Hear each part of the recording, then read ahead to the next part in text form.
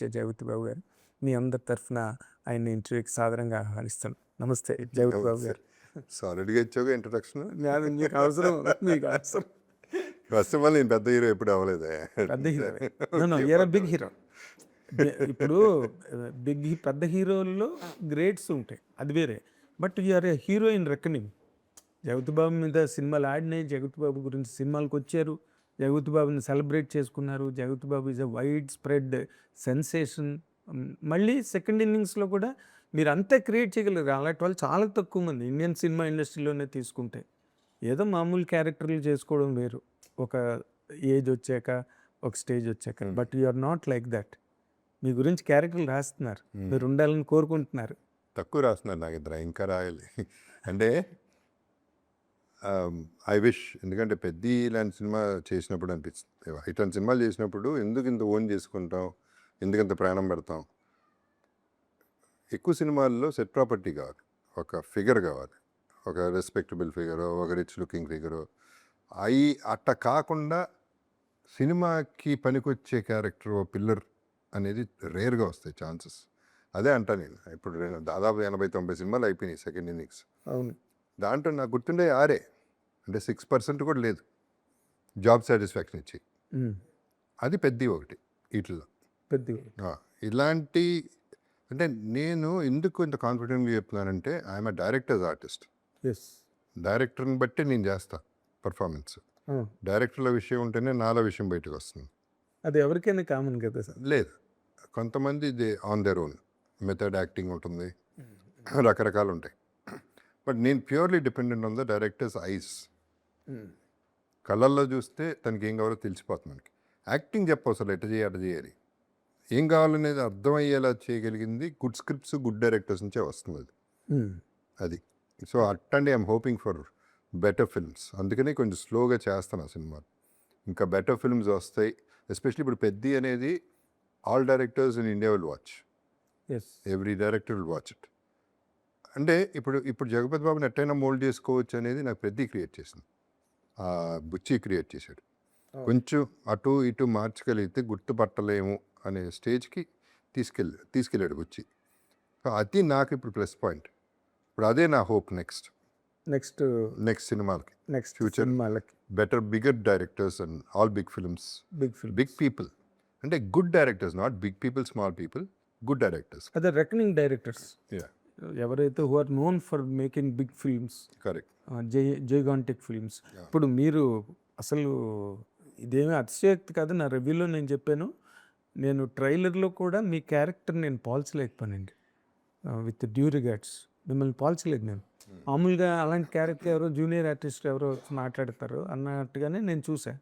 థియేటర్లో కూడా నేను I was waiting for you to come. మీరు వచ్చేసాక, మీ క్యారెక్టర్ ఇంట్రడ్యూస్ అయిపోయిన తర్వాత ఇంకా రావట్లేదు ఏంటని నేను నా పక్కనున్న ఆడియన్ని అడిగా.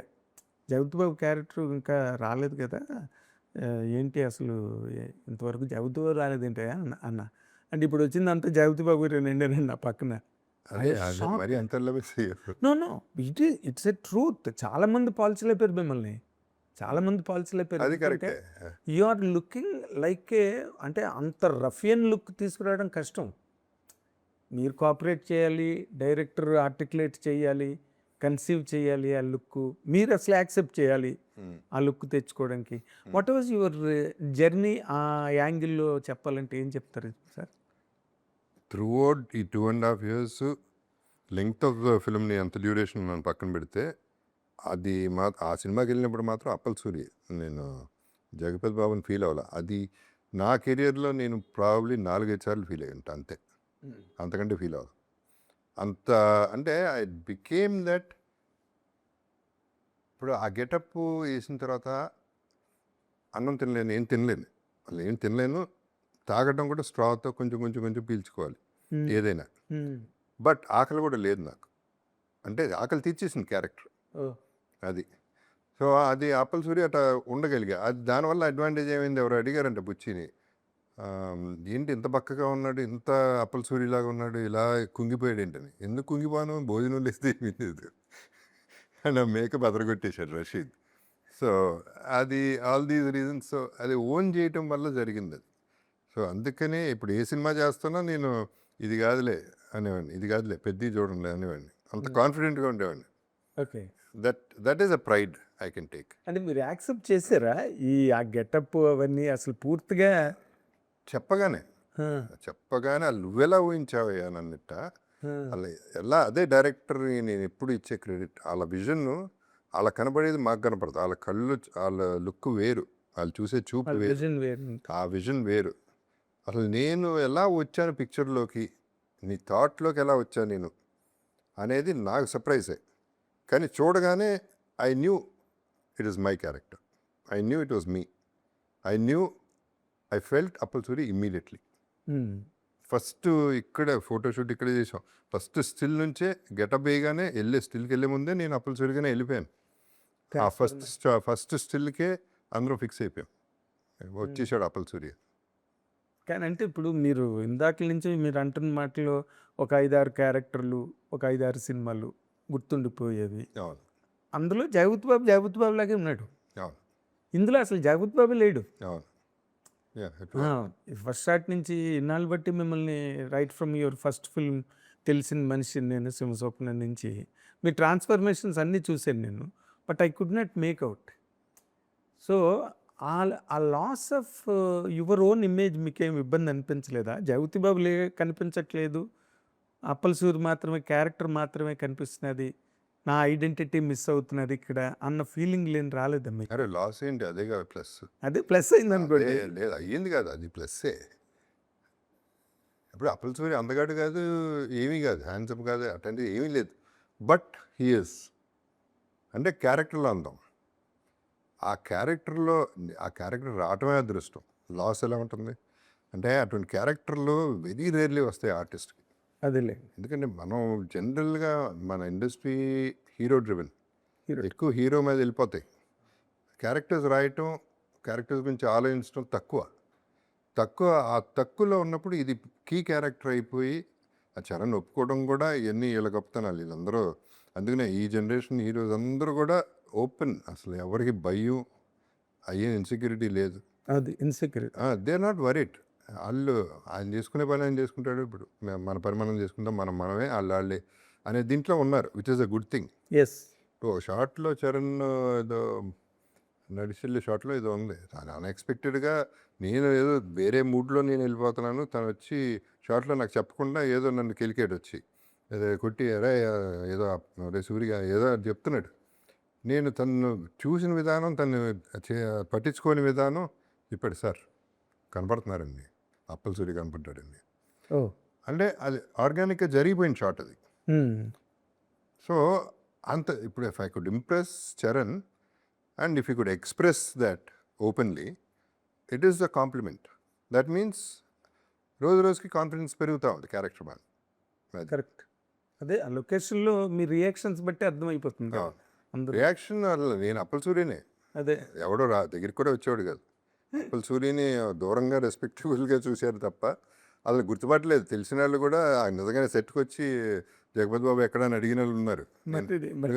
ఇక నేను అటు ఇటు నడుచుకుంటూ పోయేవాడిని, ఎప్పుడు ఒక్కడనే పోతా, పైగా వెనకాల ఎవరో ఉండరు నాకు. అదేలే. నేను అటు ఇటు పోతా ఉంటే నన్ను దాటి వెళ్ళిపోయి జగపతి బాబు గారు ఎక్కడ మాట్లాడాలని ఆ టైప్లో వచ్చిన వాళ్ళు ఉన్నారు.